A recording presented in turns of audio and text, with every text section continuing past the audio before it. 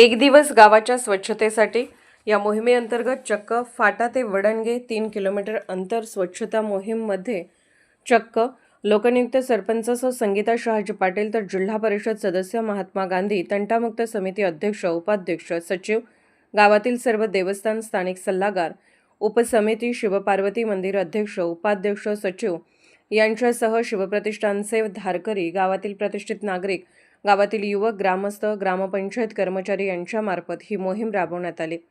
यामध्ये फक्त प्लास्टिक गोळा करण्यात आले असून उर्वरित कचरा हा जेसीबीच्या सहाय्याने उचलण्यात येणार आहे, असे लोकनियुक्त सरपंच यांनी सांगितले।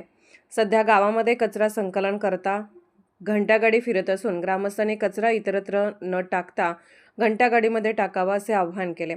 शिवाय सध्या ज्या ठिकाणी कचरा साचतो अशा ठिकाणी सीसीटीव्ही कॅमेरेही बसवण्यात येणार आहेत, असे ग्रामपंचायत सरपंच, उपसरपंच, सन्माननीय सदस्य यांनी सांगितले। कचरा टाकल्याचे निदर्शनास आले तर त्याच्यावर दंडात्मक कारवाई देखील करण्यात येईल, असे स्पष्ट केले।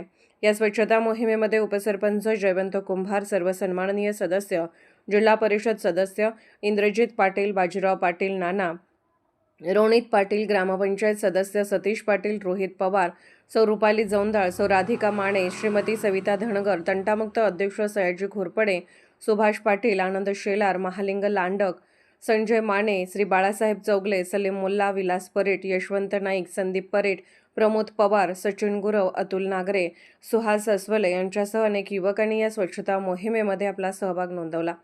या स्वच्छता मोहिमेबद्दल वाहनधारक आणि प्रवाशातून कौतुकच म्हणावे लागेल।